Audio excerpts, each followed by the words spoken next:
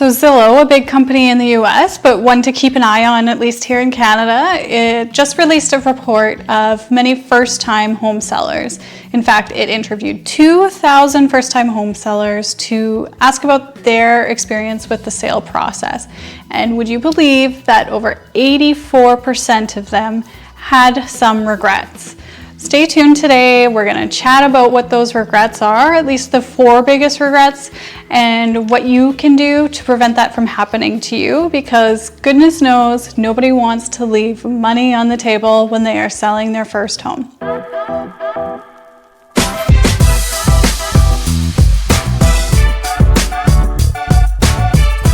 Hi, I'm Jennifer Queen with the Jennifer Queen team and RE/MAX Professionals here in Winnipeg, Manitoba. And if you haven't already, be sure to subscribe to our channel and hit that like button if you do find value in topics like this. It always helps us in determining just what kind of content to come up with next. But without further ado, let's get into the 4 biggest regrets that these home sellers had when it came to selling their home for the very first time. So unfortunately, learning the hard way what to do and what not to do. So number 1 was not having a winning pricing strategy. And I will go into further detail on all of these soon too. Number 2 was having bad curb appeal or not making a good first impression. Number 3, bad timing.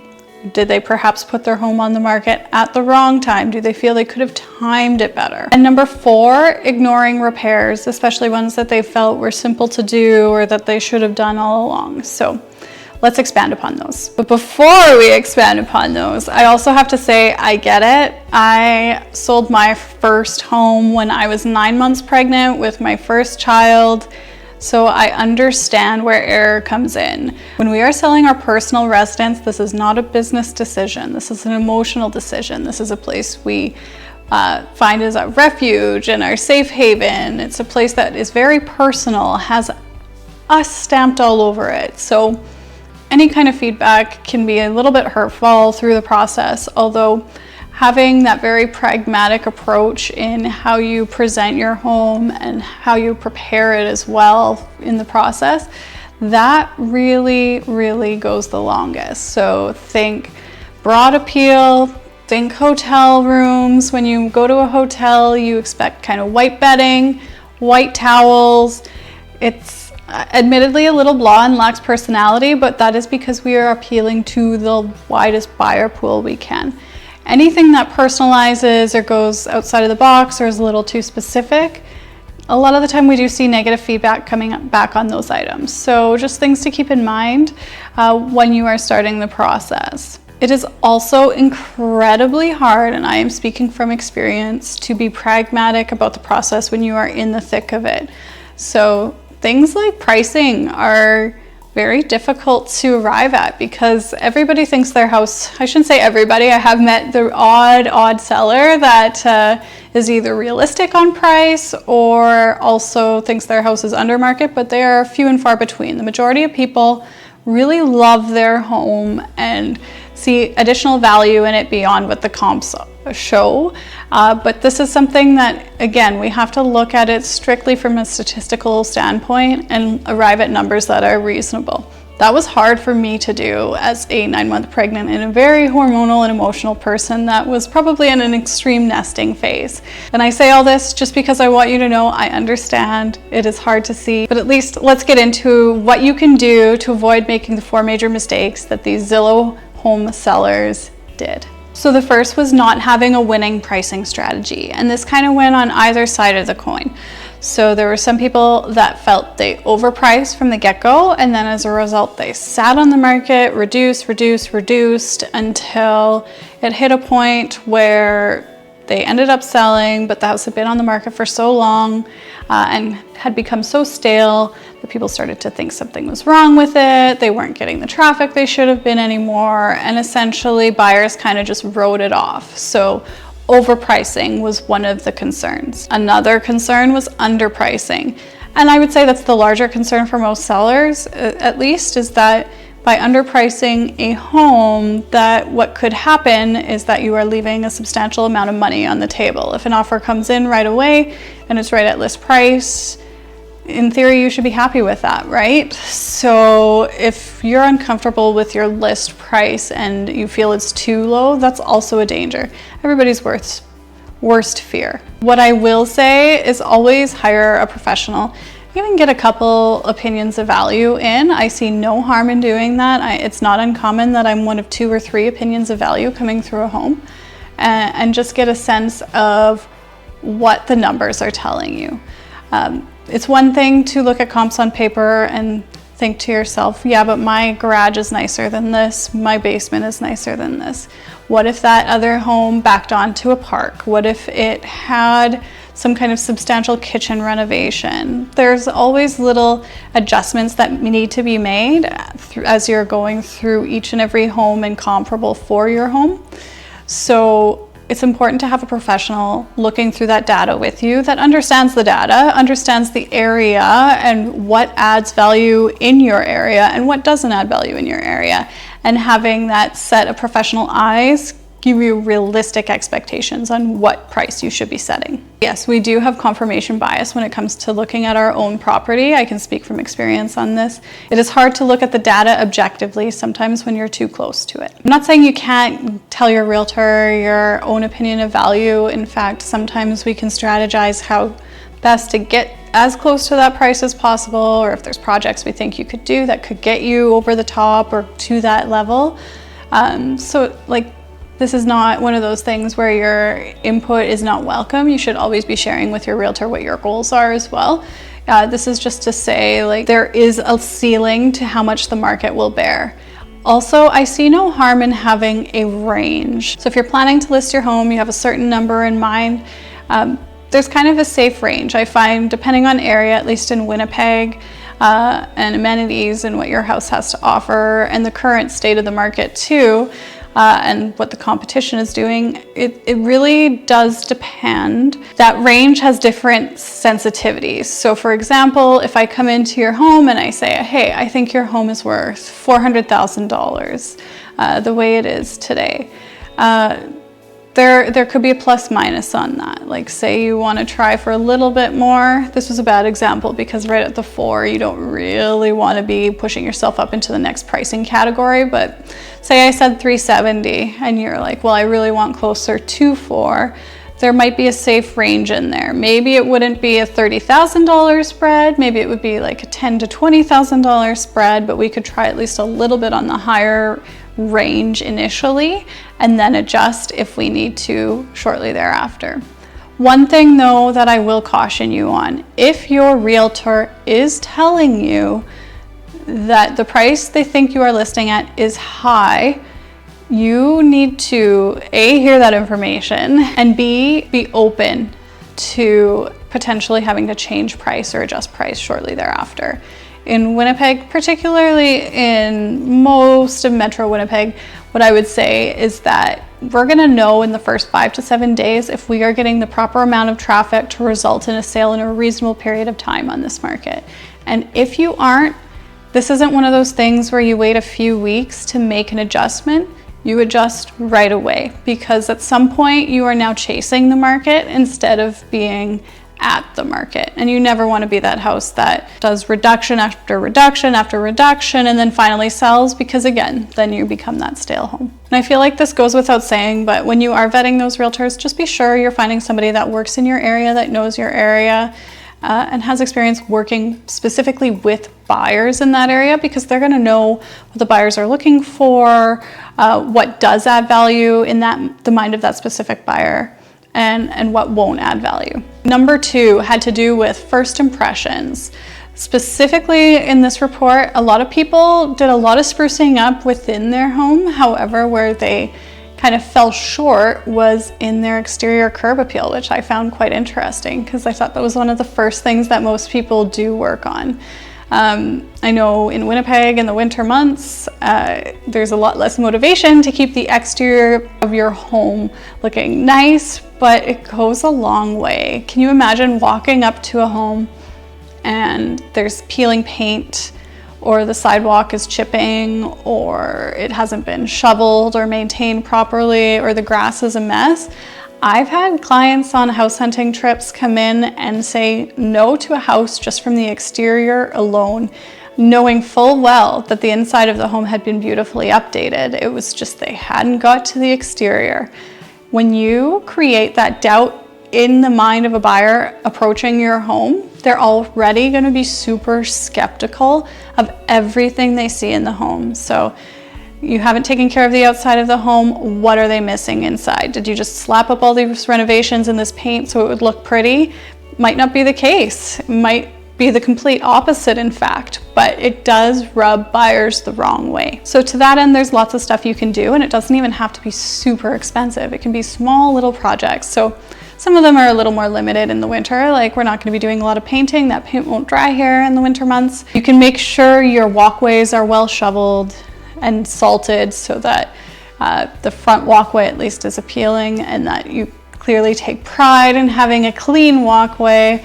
You can clean out those lights. There's nothing worse than dark and dingy lights when you're touring houses at 5 o'clock in Winnipeg in December and it's like pitch black out. Well-lit properties always tend to do better. You can change those house numbers to make something a little more appealing. Honestly, don't even be afraid to add some Christmas lights if you celebrate. I would avoid like the rainbows and everything, stick to more neutral tones, warm whites. But even just to lighten it up, people do appreciate that in those winter months. And if you are selling at that Christmas time of year, people do appreciate the wreaths too. And then of course, things in the summer that you can address, trimming shrubs, just weeding the garden, making sure your grass looks sharp, all that kind of stuff. If you've ever toured houses before, you've likely noticed when you're coming up, or at least I do, if you are pulling up to one of those houses in the summer where the grass is cut on a diagonal and you can tell the owners take very good care of it. Those are the houses I just know when I get inside as a realtor, at least, that they are going to be spick and span and well cared for. It's just something that carries from the exterior to the interior, and people really do appreciate it. So don't get off on the wrong foot from the onset. Make sure you are doing those projects around your house, inside and out. Bad timing is the next one. So a lot of people do feel like they can time the market, and I will caution you, there's no such thing as timing the market perfectly. Even the great Warren Buffett, investor of all investors, will be the first to tell you that you cannot properly time a market. You can take all of the data provided to you and make best guess decisions, but at the end of the day, they are guesses. There are times, I will say, of year that do tend to be stronger selling months, so we can use that historical data to our advantage and strategize around that. There are also times of week that are better to list in Winnipeg, at least. So using that data to make sure you're hitting the market at the right time to hit the optimal amount of buyers out touring that specific week, those are tools that we can employ. But in terms of timing in general, I'll tell you, every year we act from best data, and even so, people are still like, oh, if I would have just waited another week to put my house on the market, or you know, there's always shoulda, woulda, coulda. There's just no such thing as timing. We truly do not know what competition's going up around us, who's planning to do what buyers are entering the market, leaving the market. We just make some of the best guesses with the data that we have and know that we've done our best and forget the rest at that point. Number 4 on the list is ignoring repairs, and it does make sense. I can speak from experience in touring homes with buyers that a lot of little things start to add up into big things. So I'll give you some examples.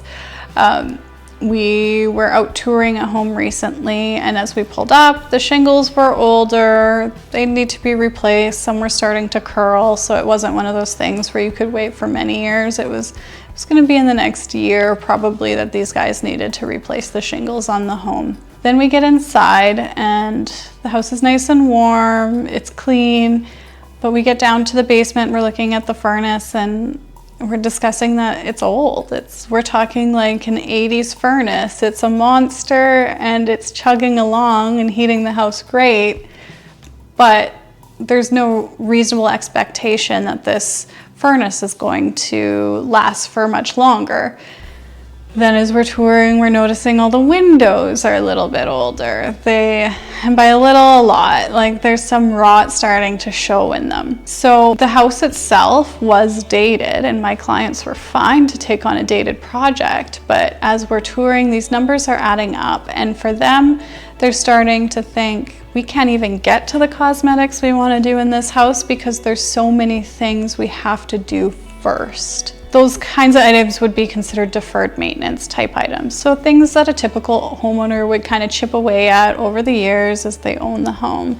But when we start to see all of that adding up, again, this house becomes incredibly scary and expensive in the mind of the buyer because of the number of cash outlays they know they're gonna have in those first few years. Now, I'm not saying one or two of those items would be concerning.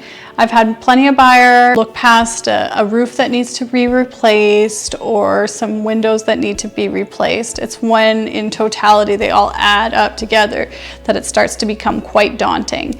But if you're contemplating putting on new shingles or doing new windows, or just because that's like one component in your home that's outdated, I highly advise talking to a realtor first, because there is going to be a varying degree of sensitivity depending on price point, depending on area, and a variety of other factors. But essentially what we're trying to address here is the appearance of not being a money pit. We don't want your home to look like it's going to be the buyer's money pit, because then at that point you're just going to have to embrace for some lowball offers coming your way.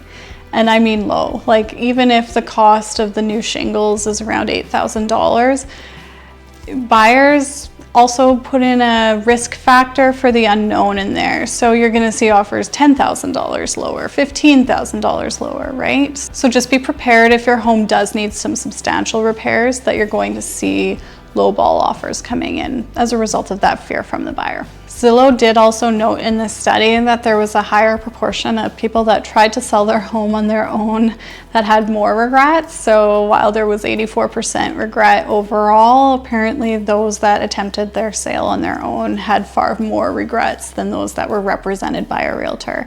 So just goes to show that at the end of the day, you really should at least get the opinion of a professional that knows the market, knows the area, knows the buyers that are, or I should say that is actively working with buyers in the area. At the end of the day, having a well-prepared home with proper pricing strategy, with well-prepared marketing, and properly executed strategy in terms of timelines and other factors, that is what the winning recipe is when you're selling a home.